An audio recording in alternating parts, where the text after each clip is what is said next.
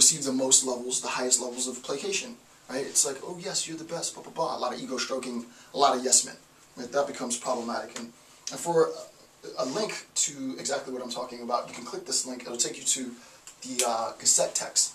Not the Gazette text, but the Gazette lecture, where Gazette talks about, this is me lecturing on it, but Gazette talks about, I think that link goes to the discourse on violence, right? The use of violence as a tool for the herd, right? The mob mentality, if you will.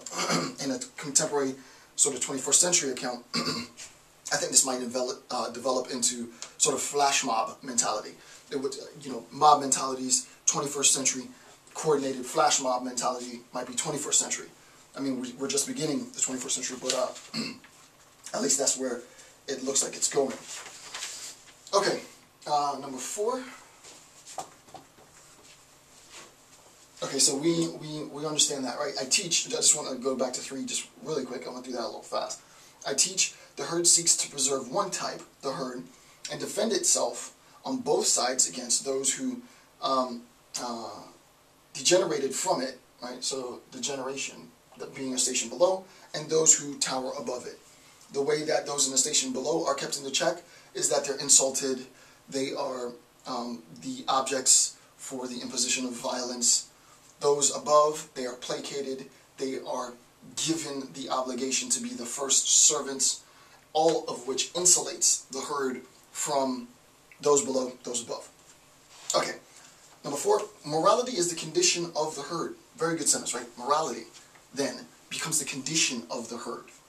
Morality becomes the means in which the herd defends itself from degeneration, those below, and our aspiration and thus excellence above, right? Stay in your place, right? Stay in your place. For those within the herd, you are obligated to remain modest so that you don't aspire or rise to that level. For those who are already in that station, what we want them to do is to aspire to be the first servants for the herd. Thus, both degeneration and aspiration threaten the herd, right? Those with quote-unquote poor character, right? This is the whole concept of civility, which is another discourse. But the whole concept of civility is sort of top-down, middle-down, I would say. The whole idea of civility is that the herd is civilized, right? It's the way in which the herd conducts itself daily that becomes the normativized sameness, right? That institutes, imposes, posits normativized sameness. Those who degenerate from it are condemned. Those who try to aspire for more than sameness are condemned as well. So this is how the herd is essentially kept in check, according to Nietzsche.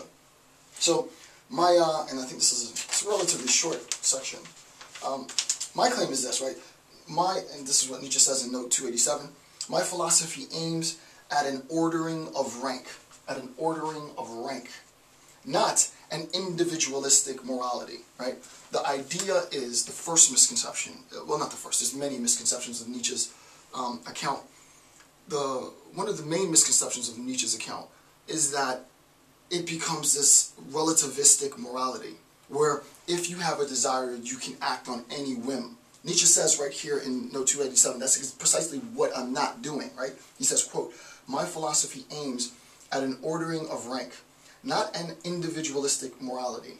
The ideas of the herd should rule in the herd, but not reach out beyond it. If it's the case, not even if, since it's the case that the herd imposes, institutes these conditions of desire, and I listed some of them, right? The institution of those conditions of desire keep people within the herd in check.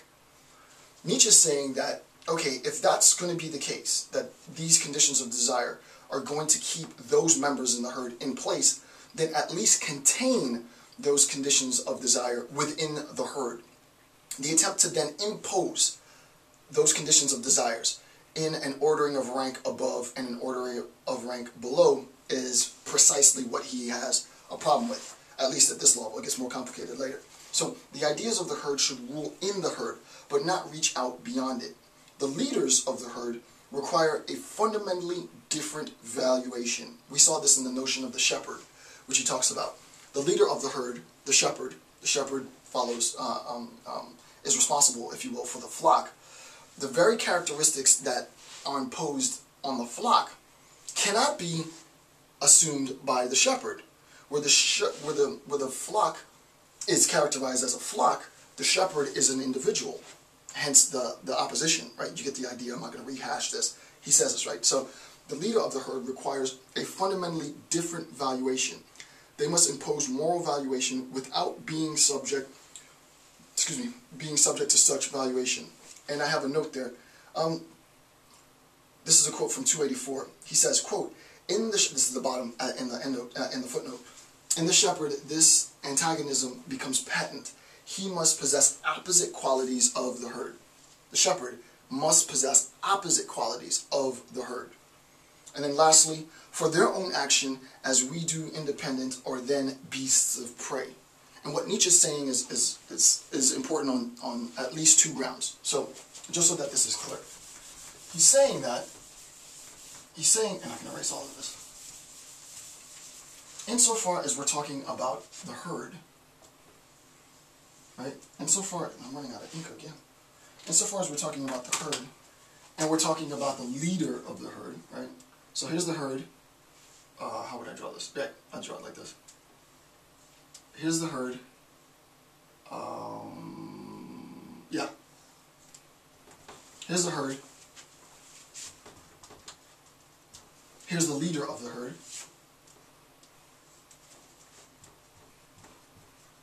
And the herd plus the leader of the herd is a functional unit. Think of it like that, right?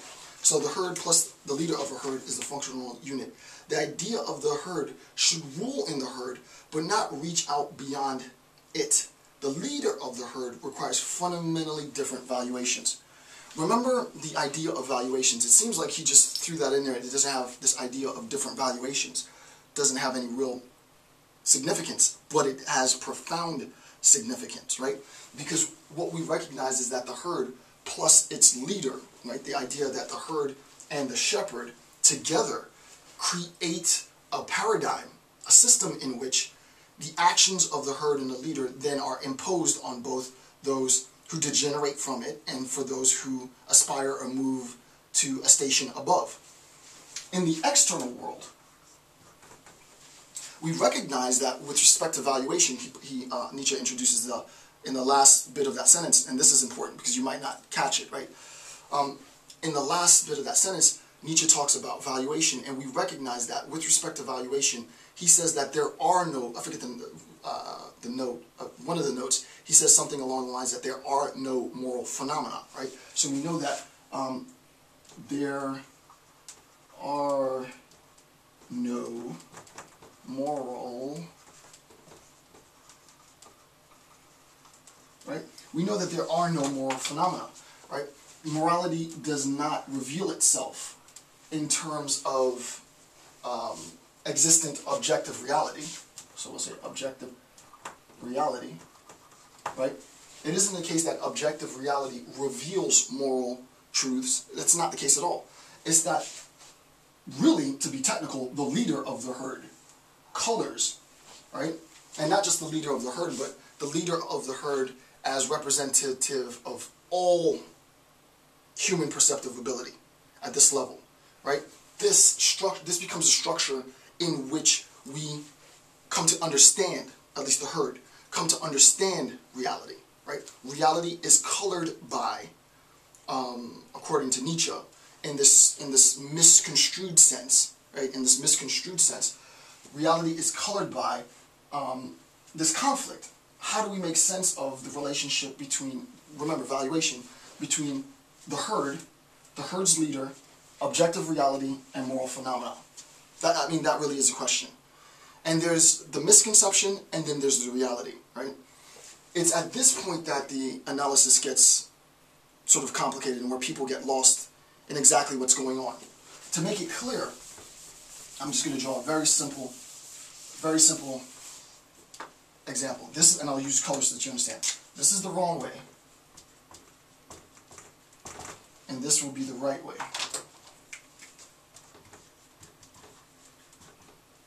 And then we'll separate so that you can really make sense.